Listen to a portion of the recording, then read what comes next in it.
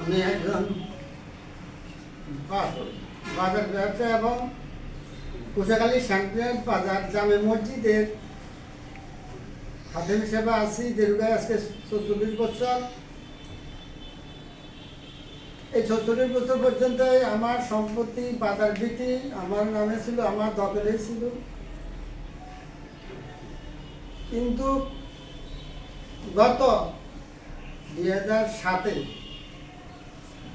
আমার সাথে আমাদের পারিবারিক একটা দ্বন্দ্ব হয় আমার বাড়িতে। এরই পরে মোহাম্মদ আব্দুল খালেক মাস্টার হঠাৎ বাজারে এসে আমার ঘরে জোর করে ভিটা করে দুটো পালা এদিকে লোকজন নিয়ে অনেক সন্ত্রাসী বাজারে উঠছে। তৎক্ষণাৎ রাতের 1:30 আমি খবর পাই, জাস্ট 1:30।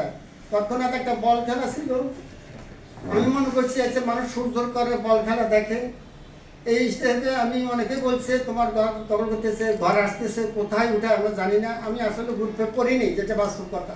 আমি মনে হচ্ছে বল খেলা হয়, একটা আনন্দ হয়, খুশি হয়েছে। পরবর্তী আমি এসে দেখেছি তখন 1:20 মিনিট আমি বাজারে আসছি।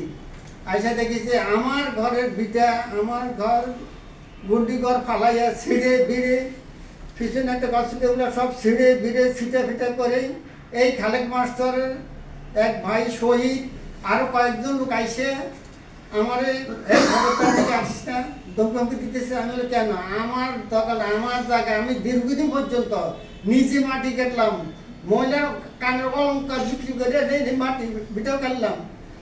মোহাম্মদ নবীর বাপ এখানে দোকানে ছিল, তার থেকে পজিশন দখল আমি দোকান কিনছি। এই দোকানটা 16 হাতে আর বাইরে ছিল 22 হাত লম্বা দোকান। দোকান পরিচিত বাবা চা দোকান ছিল, ওই চা দোকান সে হোস্টেল করছো, নবীর বাপ বলে নাম। তার বাড়ি ছিল মদনা গ্রাম। নবীর বাপ নামে এই দোকানের থেকে আমি কিনছি। এই কেনার পরে আবার বাজারে উঠলো মানিকবাবু। মানিকবাবুটার পরে মানিকবাবুর দায়িত্ব ছিল মোহাম্মদ আলী আহমদ সাম্পার বাপ নাম করেছিল। পুরা দায়িত্বটা ওনার ছিল, পুরা বাজার। উনি কারো কাছ থেকে কিছু কিছু টাকা নিয়ে পজিশন দখল বিক্রি করত। এই পজিশন দখলে কিনছি। এই পজিশন দখল কেনার পরে আমি দোকান করছি। এই দোকানের পরে যখন এই 2007 সালে আবার তারা ক্ষমতাতে আসলো, আসার পরে আমার এই বাধা দেওয়ার পর যেমন আমার বাইকে টয়লেটে ফেলাই দিল মার, কিন্তু এরকম জলের বর্ষা খানা আমার হাতের আঙুল, পায়ের আঙুলে এগুলো রশি কাটা। মাস্টাররা ছিল যে তখন, বর্তমান এখন তো বললে আছে চৌকিদার, তারা তবিবুল্লাহ জোগাড়দার, মাস্টার চৌকিদার। মাস্টার চৌকিদার মারা গেছে, আলো বিচ্ছিন্ন করো। ও আইসে সর্বত থেকে বসে টুসে দৌড়াই আমার পাইতেছে না। তৎক্ষণ আমি কানে শুনি, মুখে কথা বলতেছি না, কিন্তু পেটের পেট ফুলে গেছে।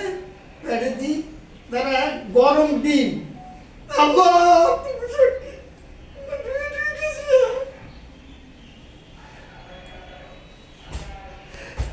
এই